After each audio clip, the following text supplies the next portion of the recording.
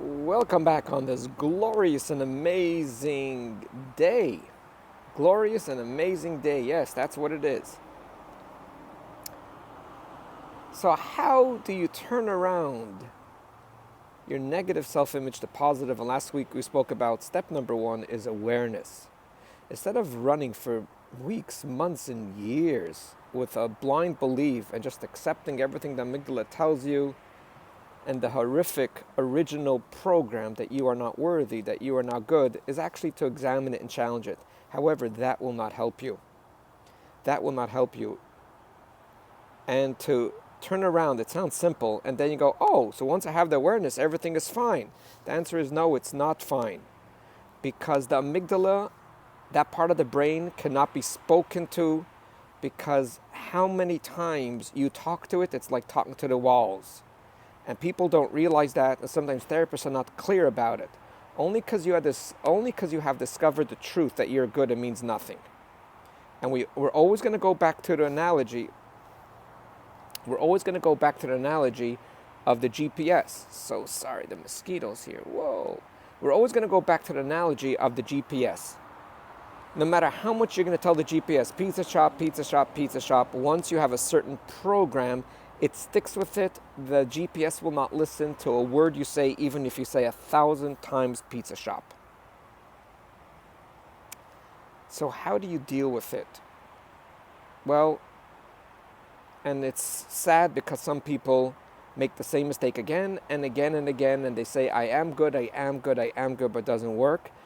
And the little analogy I tell people, if you like cooking and you speak only English, and you could go to the greatest chef in the world, but he's giving a cooking lecture, a cooking class in French, and you hear every word he says, but you will not know a thing.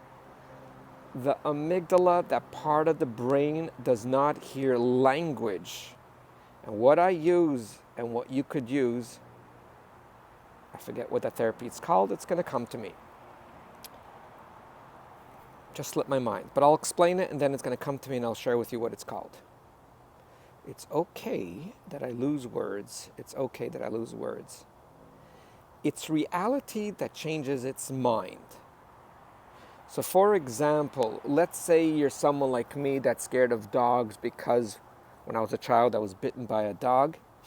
So obviously the amygdala tells me dogs are dangerous, even though I know they're not. But yet, you could be terrified of dogs because the amygdala always prevails. That part of you will always prevail, even though it's not true. I almost had the word. So what they tell you to do is to sit down with the dog and actually have the dog sit on your lap. And then the only language the amygdala understands is when you're going to touch the dog. So then what happens is there's a war going on between the old belief and the new belief. The old belief, the amygdala says, the dog is dangerous for you. But then the reality of you touching the dog right now and the dog sitting on your lap says, but I'm safe. That's what it's called, exposure therapy.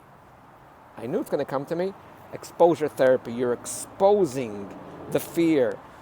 And if you would have a chart, if you would have a screen that will show you your heart rate, you will notice when someone puts down the dog on your lap, your heart will be it will be racing 120. Literally within 2 minutes, it's going to go down to 80, down to 70, even to 60.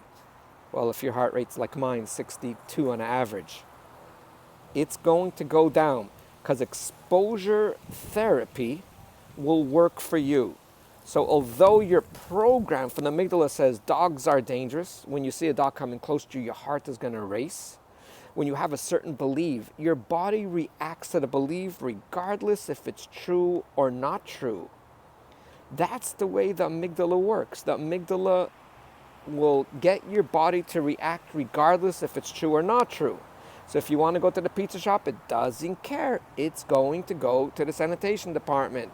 We will continue on next week. Till then, have yourself a wonderful and delightful day.